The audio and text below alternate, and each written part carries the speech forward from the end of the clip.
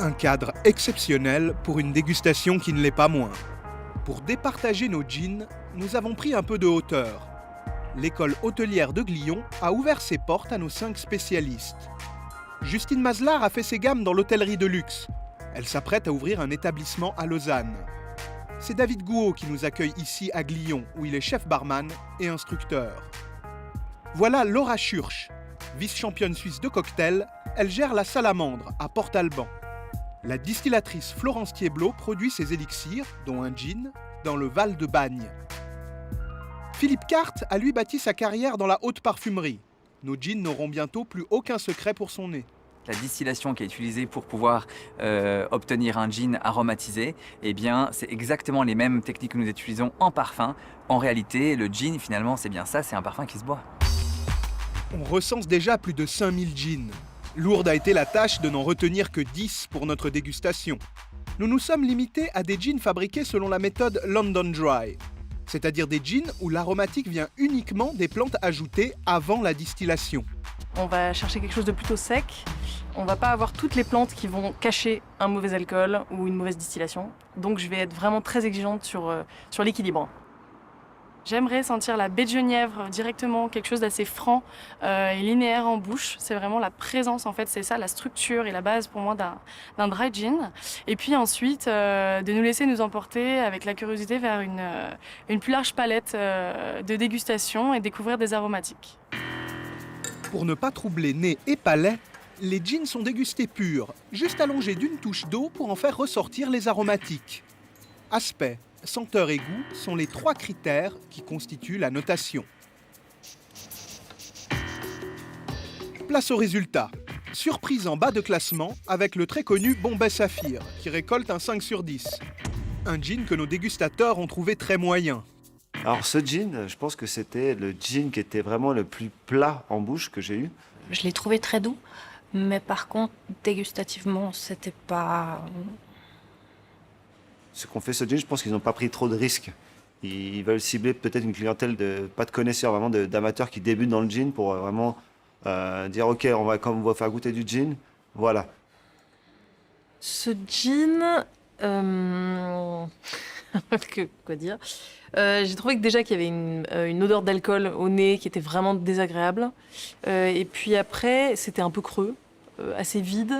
En fait, il n'y avait vraiment rien d'agréable. À peine mieux noté, le gin Gordon's. À environ 20 francs le litre, c'était le moins cher. Même à l'aveugle, nos dégustateurs n'ont pas été dupes.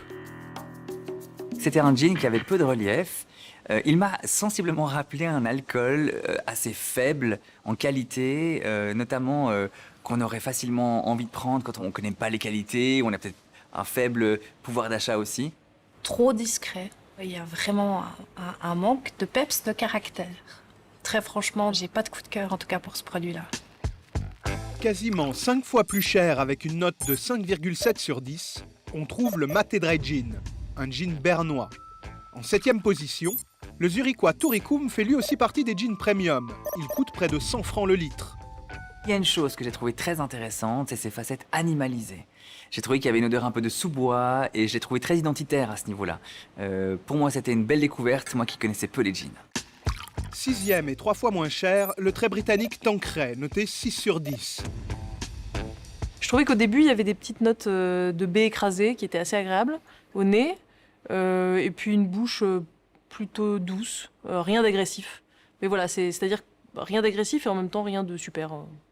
voilà, un peu... En milieu de classement, le gin 27, un Appenzell Dry Gin acheté à la COP près de 63 francs le litre. Nous passons directement à la 3e marche du podium avec 2 gins ex-aequo notés 6,6 sur 10. D'abord le Botaniste, un gin écossais produit par une célèbre maison de whisky. Il répondait finalement aux attentes d'un dry gin. C'est-à-dire qu'on y retrouvait de la puissance, d'intensité, la baie de genièvre, donc juniper vraiment au nez. Et puis tout de suite en bouche, il vient prendre sa place. Il est assez imposant.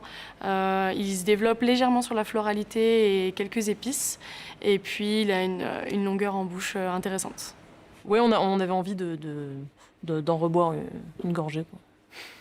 troisième également, le Monkey 47 et ses 47 botaniques différentes. Il dégage une complexité qui a plu à nos dégustateurs. Une attaque hespéridée, donc ça veut dire avec un ensemble d'agrumes extrêmement imposantes, autant gustativement que olfactivement. Alors là, je trouve qu'il y avait vraiment une très belle continuité.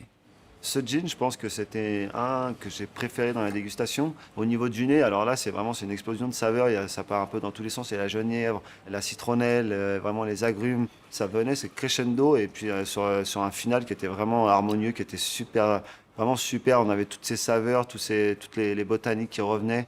Vraiment bien équilibré, super bien maîtrisé.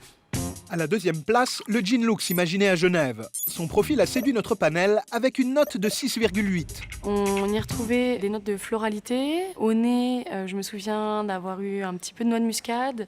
Quelque chose de rond finalement, bien équilibré. Un petit peu de cardamome. Il se fondait dans la bouche, limpide, sec. Il tenait sa ligne, si on peut dire. Le grand gagnant nous vient du Japon, Kyoto pour être précis. Gin premium à près de 100 francs le litre, c'est un coup de cœur pour nos dégustateurs. Au final, sur la longueur du gin, c'était très bien. C'est vraiment ce qu'on attend. Personnellement, c'est ce que j'attends d'un dry gin. Une belle longueur en bouche qui reste et qui s'affirme au fur et à mesure qu'on le déguste. On a un bouquet aromatique d'agrumes. Tout de suite, voilà, on vient chercher l'acidité. Et c'était vraiment... j'ai aimé en fait comment le nez et puis la bouche venaient se compléter et nous apporter différents aromatiques. Incroyable attaque, très fusante, très jaune, avec une fin plutôt florale fraîche. Et très étonnant toujours, le relief olfactif et gustatif qui pour moi était très impressionnant sur ce choix-là.